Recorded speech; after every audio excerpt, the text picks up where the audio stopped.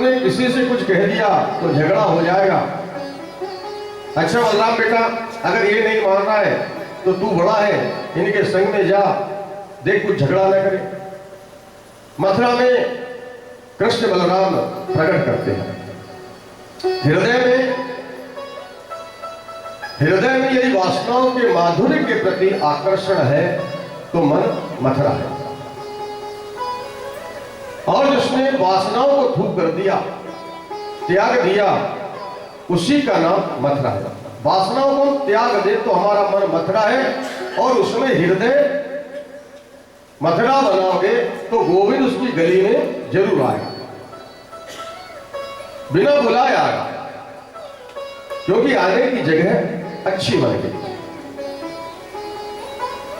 एक साधारण मनुष्य भी किसी के यहां जाता है तो वो चाहता है कि शुद्ध स्थान मिले, पवित्र स्थान मिले। और भगवान को हृदय में बैठाना चाहो और अगर उसमें गंदगी भरी है तो कैसे आएगा? अंतःकरण जिसका निर्मल बनेगा उसमें गोविंद का आसन लगेगा। और मन को निर्मल बनाने का एकमात्र साधन है उनका स्मरण करना। मथुरा के नर नारी गोकुल में स्वागत कर रहे हैं कन्हैया का, और आज श्री कृष्ण की उम्र है 11 वर्ष 55 दिन की। 11 वर्ष 55 दिन के रहने से बालकृष्ण मथुरा की गलियों में जा रहे हैं। माता गोविंद पर फूल वर्षा कर रही है, आपस में चर्चा कर रही है कि सांवले जो श्री कृष्ण है, गोरे बलराम जी हैं, इन्हें मथुरा बुलाया है। कृष्ण बलराम पर माताएं सोना बरसा रही है। परमात्मा को सोना नहीं चाहिए, चांदी नहीं चाहिए, हीरे जवाहरात नहीं चाहिए, परमात्मा को चाहिए सुंदर मन। सुमन का अर्थ होता है सुंदर मन, और सुंदर मन जिसने अर्पण कर दिया वो प्रसन्न हो गए। अब फूल बरसने लगे तो कन्हैया के जो छोटे छोटे सखा है उन्हें बड़ा संकोच होने लगा। कन्हैया से बोले, कन्हैया हमें तो शर्म आने लगी भैया। कन्हैया ने कहा, किस बात की शर्म? अरे देख कन्हैया, मथुरा में प्रवेश करते ही मामा कंस हमारा कितना स्वागत कर रहा है कि हम पर फूल बरस रही है। कन्हैया ने सोचा कि कितने भोले भाले लोग हैं, इन्हें क्या मालूम कि मामा ने हमें क्यों बुलाया है। ये तो ये सोच रहे हैं कि मामा हमारा दाल बाटी चूरमा से स्वागत करेगा। कृष्ण ने कहा, ठीक है, मैं तुम सबके वस्त्रों की व्यवस्था करता हूं। श्री कृष्ण यमुना के किनारे धोबी के पास गए, बड़े प्रेम से कहा, मामा जी राम राम। उसने देखा भी नहीं। कृष्ण ने फिर कहा, मामा जी हम कंस महाराज के भांजे हैं, उनसे मिलने जा रहे हैं, हमारे सखाओं के पास वस्त्र की कमी है, आप जरा वस्त्र दे दो, उन्हें पहन कर उससे मिलकर आ जाएंगे, लौटकर वापस कर देंगे। धोबी ने कहा, अरे ग्वालो, तुमने जीवन जिंदगी भर पोखर का पानी पिया, भेजड़ की रोटी गुड़ के साथ खाई, और महाराज के वस्त्रों को पहनने की अभिलाषा करके चले जाओ यहां से। जो काम महाराज कंस को करना है मैं पहले कर दूंगा, घंटे 2 घंटे के मेहमान हो। ऐसी अभद्र भाषा में श्री कृष्ण से बोल पड़ा। कन्हैया ने कहा, देखो हम मामा जी कर रहे हैं और आप बड़ी गुस्सा कर रहे हो। धोबी डंडा लेकर मारने दौड़ा। बाल कृष्ण प्रभु के साथ एक छोटा सा सखा चल रहा था, और उस सखा को इस बात का गुमान था कि कन्हैया उसके मित्र है। जब धोबी डंडा मारने दौड़ा तो उस डंडे से सखा ने कहा कि कन्हैया होगी सो देखी जाएगी, पूतना वाले हाथ दिखा दे। और गोपाल ने उसे अंक में भर लिया, कहा कि भैया तुम्हारा प्रेम ही काफी है। और बालकृष्ण प्रभु ने एक छोटा सा हाथ उस धोबी के मुंह पर मारा तो उसका सर धड़ से अलग हो गया। बोले गोपाल कृष्ण भगवान की जय। अब तो घाट में जितने धोबी थे सब भयभीत होकर भागने लगे। भैया पूतना मारने वाले आ गया, भैया सक्टासुर मारने वाला आ गया, भागने लगे, इधर उधर भाग रहे हैं। कन्हैया ने कहा, भैया जितने वस्त्र हैं सब पहनो। नन्हे नन्हे सकावने वस्त्र की पोटली खोलकर वस्त्र पहनने लगे। पर एक समस्या आ गई। वस्त्र है 15 हाथ के और ये है 3.5 हाथ के। चमकीले वस्त्र को देखकर पहन तो लिया, अब बाजू 1.5 हाथ नीचे लटक रही है, सड़क साफ हो रही है बिना झाड़ू के। अब तो और शर्म आने लगी। बोले कन्हैया, बोले क्या? अरे बोले भीख मांगने वाला जैसा लगूं। कन्हैया ने कहा ठीक है, मैं व्यवस्था करता हूं। भगवान एक दर्जी के घर गए, वो भी कृष्ण का भक्त था। खिड़की से गोपाल को बुलाया और ग्वालों के अनुसार उनके वस्त्रों की व्यवस्था कर दी। हर एक सुदामा नाम के मालिक के घर गए, उसने सबको माला पहनाकर कृष्ण भक्ति से वरदान प्राप्त किया। बोले गोपाल कृष्ण भगवान की जय। वस्त्र पहने, माला पहनी, कमी रह गई चंदन की। राजमार्ग में श्री कृष्ण अब सखाओं के संग जा रहे हैं। सामने से एक नारी जा रही थी, 3 जगह से कमर उसकी टेढ़ी थी, चेहरा बड़ा विविध सा काली थी, उसके हाथ में चंदन का कटोरा था। ज्यादा कुरुपणी होने की वजह से अपने चेहरे को घूंघट से ढक कर रहती थी, लेकिन भगवान किसी के चमड़े को नहीं देखते, गोरा है कि काला है।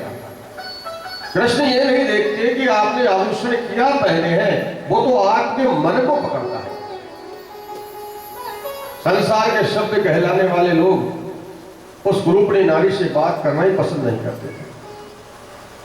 और जब गोविंद के बगल से होकर निकली, भगवान उसके सामने जाकर खड़े हो गए और बड़े प्रेम से पूछा कि सुंदरी जी, आपका परिचय क्या है? भगवान श्री कृष्ण ने पूछा, आप हाथ में चंदन की कटोरी लेकर किधर जा रही हैं? और आपको बहुत अच्छा लगे तो अपना परिचय बताओ, और ज्यादा अच्छा लगे तो चंदन हमें लगा दो। उसके मन में तो रसगुल्ले फूटने लगे। अपनी साड़ी के पल्लू को हटाकर गोविंद को देखा, गदगदी हो गई। हृदय में आनंद रूपी हिलोरें उठने लगी। कन्हैया से कहने लगी, आपने मेरा परिचय पूछा? कृष्ण बोले हाँ, तुम्हारा परिचय पूछा। गोपाल, क्या परिचय दो?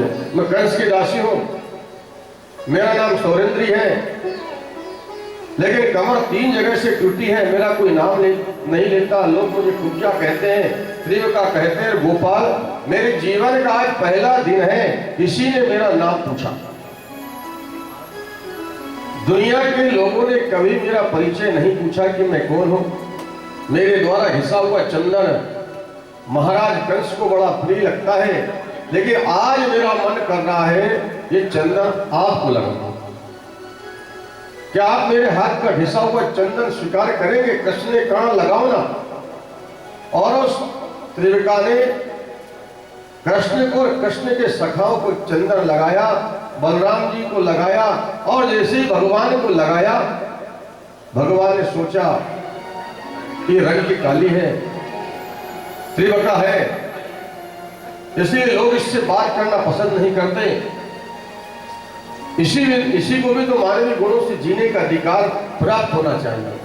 और कन्हैया ने कुब्जा को अपने नजदीक आने को कहा, और जैसे ही कन्हैया के पास आई, बाल कृष्ण प्रभु ने उसकी ठोड़ी से 3 उंगली लगाई और जरा सा झटका दिया कि वो परम सुंदरी बन गई। बोले गोपाल कृष्ण भगवान की जय। जिस पर गोविंद कृपा कर दे उसके लिए बड़ी बात है क्या। अब भगवान कंस के धनुष यज्ञ में पधारे।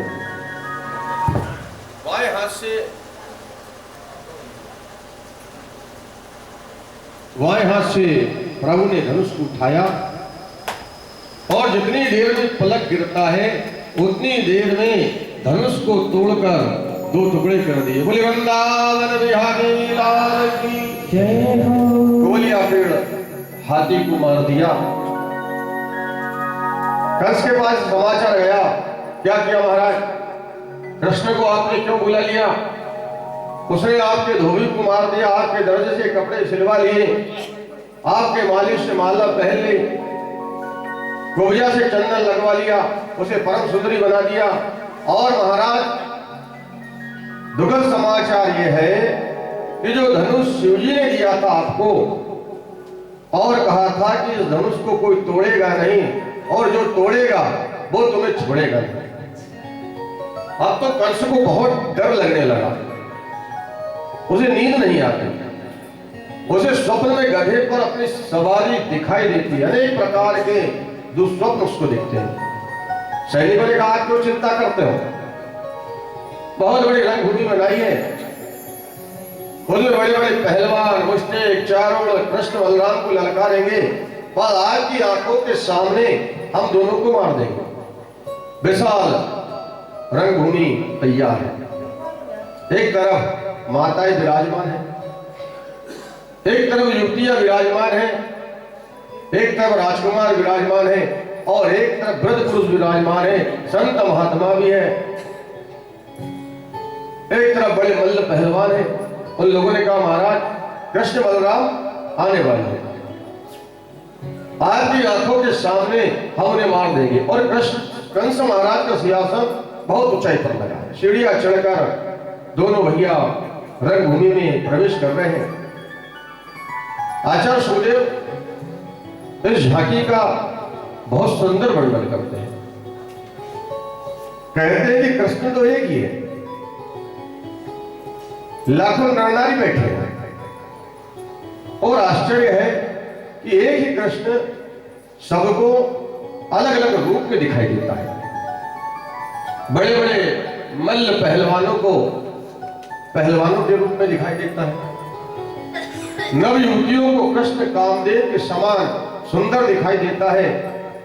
जितने वहां गोप ग्वाले बैठे थे सबको कन्हैया अपने मित्र के रूप में दिखाई देता है, राजकुमारों को कृष्ण राजकुमार दिखता है और जो नासमझ लोग बैठे थे वो श्री कृष्ण को साधारण मानव के रूप में दिखते हैं, गोपियों को कृष्ण परमात्मा के रूप में दिखता है, ज्ञानियों को ब्रह्म रूप में दिखता है और भक्तों को भगवान के रूप में दिखता है कि जागी रही भावना जैसे प्रभु मुहूर्त देखी दिन तैसी, जैसी जिसकी भावना थी एक ही प्रभु का अनंत रूपों में दर्शन हो रहा है। भगवान कंस को काल के रूप में दिखते हैं, चाणू मुष्टि से कहा अरे आओ कृष्ण, तुम्हारी हमने लीला बहुत सुनी है, गोकुल में तुम्हारा नाटक बहुत सुना है, आज हमारे साथ युद्ध करना पड़ेगा। कन्हैया ने कहा कि लड़ना तो हमको आता ही नहीं। बोले जैसा नहीं आता, अरे हमने पूतना भेजे, सक्कासुर भेजा, तृणावर भेजा, सारे राक्षसों को तुमने मारा और कहते हो युद्ध करना नहीं आता। कृष्ण ने कहा तुम्हारी सौगंध खाकर कहते मामा जी जितने भी गए सब मरे मराए गए, हमने तो बस उन्हें यमुना जी में फेंका है। चारों ने कहा तुम बालक नहीं हो, तुम किशोर नहीं हो, आज हमारे साथ युद्ध करोगे तो जानोगे। इतना कहकर जबरन चारों ने कृष्ण को पकड़ लिया, मुश्तिक ने बलराम को पकड़ लिया। सुखदेव जी कहते राजन चारों कंस का सेनापति है और ये अतिरथी वीर है जो 1,00,000 सैनिकों से अकेला युद्ध कर सकता है। और ऐसा अतिरथी वीर उससे कन्हैया लड़ेगा जिसकी आयु 11 वर्ष 56 दिन की, लेकिन ताकत मिली कहां से? मैया यशोदा के दूध से। मेरे गोपाल ने चारों से युद्ध किया, चारों को उठाकर 7 बार उसे घुमाकर धड़ाम से जमीन पर फेंक दिया। बलराम ने मुश्तिक का प्रहार मस्तिष्क पर किया, रुधिर गमन करता हुआ जमीन पर गिर गया, उसकी मृत्यु हो गई। तीसरे हत्याकारी को प्रभु ने उठाकर जमीन पर पटक दिया और एक एक करके सारे राक्षसों को प्रभु ने मार दिया। वही गोपाल कृष्ण भगवान की कोई धनुष्मान नहीं, कोई तलवार नहीं, किसी को धक्का देकर मारा है, किसी को उठाकर पटक दिया। एक सैनिक को मारने के लिए तैयार हुए तो वो बेचारा हाथ जोड़कर कहने लगा मुझे मत मारिए, पेट के लिए नौकरी करता हूँ कंस की, लेकिन वक्त तो आपका हूँ। अब भगवान छलांग लगाकर कंस के सिंहासन पर जाकर खड़े हो गए। कंस कहने लगा रे चाणू अरे उसने कहा हो पकड़ो इसे। कृष्ण ने कहा अब कोई नहीं बोलेगा, क्योंकि ये सब वहां पहुंच गए जहां अब आपका जाना बाकी। उछलकर कृष्ण ने कंस के मुकुट को गिरा दिया और कंस के बाल पकड़ लिए। कंस ने कहा कि ये क्या असभ्यता है, मेरे बालों को क्यों पकड़ा है? कृष्ण ने कहा लगती है। बोले हाँ, इतनी जोर से तुमने बाल पकड़ कर रखे? कन्हैया बोले मामा जी आपको पता तो चला कि केस पकड़ने में भी लगती है, क्योंकि जाके जाके पग न फटी विवाही, सो क्या जाने पीर पड़ाई। आपने पैर की वाई जब तक नहीं फटती तब तक दूसरों की पीड़ा का अनुभव नहीं होता। जो बात अपने लिए बुरी लगती है वो बात कभी दूसरों के लिए मत करो। कितने कितने संतों को तुमने कष्ट दिया। माँ देव की ससुराल जा रहे थे, तुम्हारी चचेरी बहन आकाशवाणी सुनकर माता देवकी के बालों को पकड़कर तुमने रथ से नीचे खींच लिया। तलवार से उसके सिर को तुम काटने के लिए तैयार हो गए, परंतु मामा जब आपको पता नहीं था कि केस पकड़ने से कितना कष्ट होता है, और आज आपको पता चला है जब आपके केस में किसी ने पकड़े। कहने का छोड़ दो मुझे। अरे ये बोला मामा जी हमें तो पकड़ना ही आता है, छोड़ना नहीं आता। कृष्ण कहते अपनी आंखों को भली प्रकार खोलो और मुझे देखो।